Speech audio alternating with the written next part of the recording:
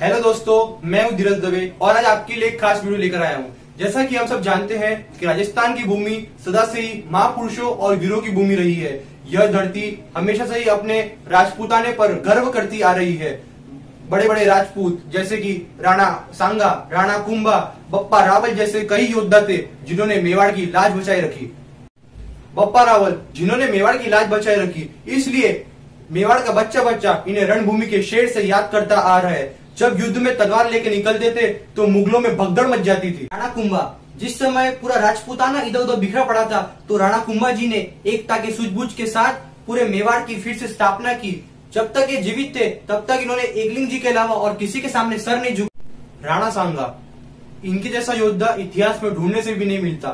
इनके बारे में कहा जाता है कि इनका जो शासन था ना, वो अफगानिस्तान तक सीमित था। 80 घाव लेकर एक हाथ, एक आंख और एक पैर गंवाई, फिर भी उम्र भर तक ये अपने मेवाड़ के लिए लड़ते रहे। और इसी बीच मातृभूमि की सुरक्षा के लिए सिसोदिया वंश में महाराजा उदय सिंह का पुत्र महाराणा प्रताप का जन्म हुआ। तो कौन थे ये महाराणा प्रताप? 7.5 फुट के कुंभलगढ़ जिले में जन्म लिए मेवाड़ के राजा, राजस्थान के शक्तिशाली राजपूत, अपने धरती के लिए बलिदान देने के लिए हमेशा तैयार। वो जब पूरा अकबर भारत को जीत चुका था, तब महाराणा प्रताप ही मेवाड़ की ढाल बनकर खड़े हुए और पूरी मुगल सेना को मार गिराया। जब अकबर बहुत शक्तिशाली हुआ, देखिएगा अकबर बहुत शक्तिशाली था, अकबर की सेना में दम था मगर राणा के सीने में दम था, इसलिए कभी अकबर महाराणा प्रताप का कुछ नहीं बिगाड़। इसीलिए तो आज भी लोग इन्हें बहुत पूछते हैं, आज ही इन्हें बहुत याद किया जाता है। इनके ऊपर लोकप्रिय गीत भी लिखे हुए हैं। नीले घोड़े रा असवार मारा मेवाड़, नीले घोड़े रा असवार मारा मेवाड़ी सिरदार राणा सुनता ही जा जो। तो शुरू से शुरुआत करते हैं। 9 मई 1540 में कुंभलगढ़ किले में महाराणा प्रताप का जन्म हुआ।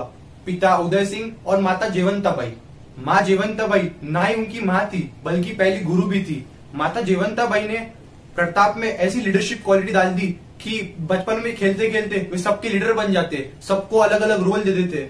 और उसी समय अस्त्र शस्त्र, पूरी मिलिट्री, पूरी आर्मी के ट्रेनिंग के साथ उनको 15 की उम्र में ही मेवाड़ का सेनापति घोषित कर दिया गया और उनकी पहली पत्नी अजबदे के साथ उसी समय उनका विवाह करा दिया गया। इनके सिसोदिया वंश में कई लोग थे, बप्पा रावल, राणा कुंभा, राणा सांगा, राणा उदय सिंह, राणा प्रताप, लेकिन महाराणा सिर्फ महाराणा प्रताप को ही कहा गया है। महाराणा प्रताप शरीर से इतने ताकतवर, 7.5 फीट उनकी हाइट, 10-10 किलो की तलवार, 10-10 किलो के जूते, 70 किलो का कवच, 70 किलो का भाला और बहलोल खान को कैसे एक बार में काट डाला। वैसे कौन था ये बहलोल खान? वो अकबर का सबसे बड़ा सेनापति जो हल्दी घाटी के युद्ध में महाराणा प्रताप से लड़ने के लिए आया था। वो महाराणा प्रताप ने एक ही तलवार से उसके सहित उसके घोड़े को भी काट डाला। हल्दी घाटी का युद्ध भी बहुत रोमांचक हुआ था। उसके लिए मैं अलग से एक वीडियो बनाऊंगा, तो जरूर हमारे चैनल के साथ बने रहिए। बार बार लड़ाई को कारण समझिए, पॉलिटिकली और ज्योग्राफिकली। मेवाड़ गंगा मार्ग के व्यापार को अकबर जोड़ना चाहता था पश्चिमी तट से। क्यों? क्योंकि विदेश से जो सामान इंपोर्ट एक्सपोर्ट वो आराम से कर सके। महाराणा प्रताप का वैराग्य बहुत जबरदस्त था। उनकी उदारता तो ऐसी कि दूसरे की पकड़ी हुई बेगमों को वे वापस सुरक्षित उनके घर लौटा दिए जाते थे। एक बार अकबर के राजमहल में एक अफवाह फैली कि महाराणा प्रताप स्वयं अपनी हार स्वीकार कर रहे हैं। ये बात सुनकर अकबर बड़ा ही खुश हुआ। उसने जो बीकानेर के राजा थे पृथ्वीराज राठौड़, उनको बुलाया और ये बात बताई। पृथ्वीराज राठौड़ को ये बात सही नहीं लगी, तो उन्होंने महाराणा प्रताप को एक पत्र लिख डाला। पृथ्वीराज राठौड़ ने लिखा कि मुझे विश्वास नहीं हो रहा ये बात सुन के कि क्या अब जंगल का शेर सियारों के साथ रहेगा? क्या सूर्य अब बादलों के पीछे छिप जाएगा? क्या चातक अब धरती का पानी पिएगा? क्या हाथी अब कुत्ते के जैसा जीवन बिताएगा? क्या तलवार अब मयान के अंदर चली जाएगी?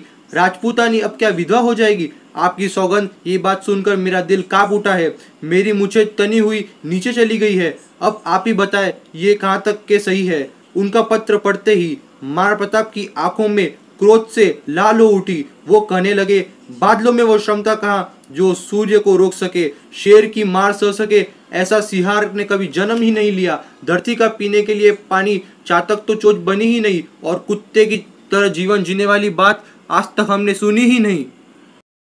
प्रताप बोले, भूखा प्यासा रहकर भी मेवाड़ की रक्षा करूंगा, मर जाऊंगा लेकिन मेवाड़ नहीं जाने दूंगा। ध्यान दीजिएगा, आज के इस वीडियो में लर्निंग तो बहुत हो सकती है, लेकिन महाराणा प्रताप को इतना संघर्ष करना ही क्यों पड़ा? क्योंकि राजपूतों में आज तक कभी किसी की बनी ही नहीं। वे पीठ पीछे महाराणा प्रताप के षड्यंत्र रचा करते थे और उन्हें धोखा दिया करते थे। इसलिए महाराणा प्रताप को हमेशा युद्ध करना पड़ता था।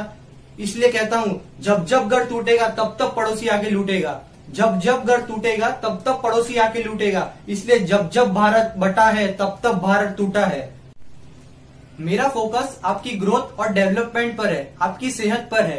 क्या आप जाति से, क्या आप आरक्षण से उठकर कुछ नया बड़ा सोच सकते हैं? अगर आपकी ग्रोथ की, हेल्थ की, एजुकेशन की और इकोनॉमी की बात करते हैं तो ये आपके हाथ में है कि आप लॉकडाउन का कैसे पालन करते हैं। अभी जब पूरे हिंदुस्तान में, पूरे वर्ल्ड में कोरोना फैला हुआ है तो आप इस लॉकडाउन का कैसे पालन करते हैं, ये आपके हाथ में है। सुनो, अगर पूरे देश का फायदा होगा तो खुशहाली सबके आएंगी। अगर पूरे देश में खुशहाली आएंगी तो फायदा भी सभी लोगों का होगा। इस साथ महाराणा प्रताप जयंती की आपको बहुत सारी शुभकामनाएं। जय हिंद, जय भारत। घर पे रहिए, सुरक्षित रहिए। जय एकलिंग जी। अगर आपको मेरा वीडियो अच्छा लगे तो प्लीज लाइक, शेयर और कमेंट जरूर कीजिए और चैनल को सब्सक्राइब करिए। जय हिंद, जय मेवाड़, जय एकलिंग जी।